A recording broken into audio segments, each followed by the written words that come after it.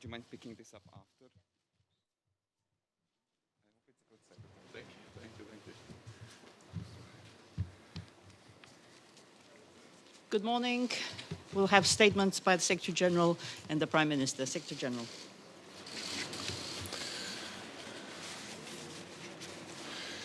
So, good morning, Prime Minister Kovačevski, dear Dimitar. It's great to welcome you to NATO headquarters and really welcome and congratulations on your appointment as Prime Minister of North Macedonia. The fact that you are here so early after your appointment, I think, demonstrates your personal commitment to our alliance, and therefore I also welcome the fact that we were able to meet so early after you took office. It is almost 2 years since North Macedonia joined NATO, and you have proven to be a highly valued ally. The stability in the Western Balkans is of great importance for NATO. I welcome North Macedonia's efforts to promote security, stability and progress in the region. This includes your contributions to NATO's peacekeeping mission in Kosovo. Since North Macedonia joined NATO, the alliance has guaranteed your security. You are now part of NATO's air policing system. Fighter jets from Greece are on patrol to keep your skies safe. This is NATO solidarity in practice. Allies standing together to protect and defend each other. We have just discussed Russia's continued military buildup in and around Ukraine, which is now well over 100,000 troops.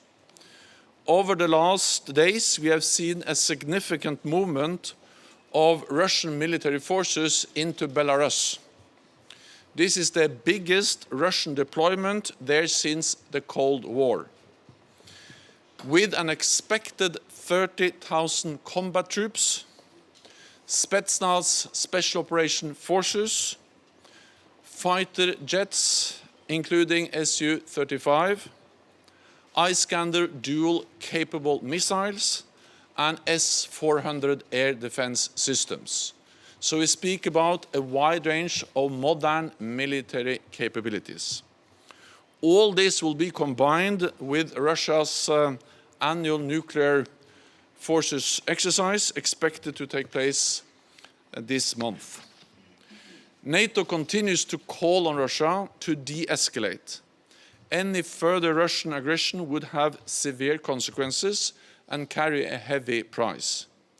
We remain ready to engage in meaningful dialogue and have conveyed our written proposals to Russia.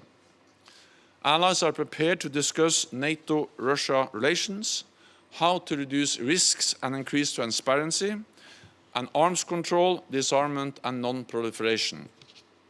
But NATO will not compromise on core principles: the right of every nation to choose its own path, and NATO's ability to protect and defend all allies. We are committed to finding a political solution to the crisis. But we have to be prepared for the worst. Yesterday, the US announced that they will deploy additional forces to Germany, Poland and Romania. This is a powerful signal of US commitment and comes on top of other recent US contributions to our shared security, including putting a carrier strike group under NATO command in the Mediterranean and providing 8,500 troops at high readiness for the NATO response force. We have already increased the readiness of the NATO response force, and we are considering the deployment of additional NATO battle groups to the southeastern part of the alliance. I also welcome the recent offers by allies to enhance NATO's deterrence and defense with more troops, more ships and planes. NATO brings Europe and North America together to face the current crisis. We are strong, resolute and united in our response. So, Prime Minister, welcome once again to NATO. It's great to see you and I look forward to working with you. So please. Thank you, dear Secretary General Stoltenberg, dear Jens. It is a great pleasure to visit NATO in my first visit to Brussels and to meet you. NATO membership is the fulfillment of one of our country's main strategic goals, and it is my great honor to be here in the NATO headquarters. Being part of NATO means safety, security, and prosperity for my country and the Macedonian people. The open door policy enabled North Macedonia to achieve huge political and security successes for us and for NATO by becoming the 30th NATO member. This accomplishment is a reflection on a free and sovereign choice and a guarantee for our national and the regional stability and security in the Western Balkans.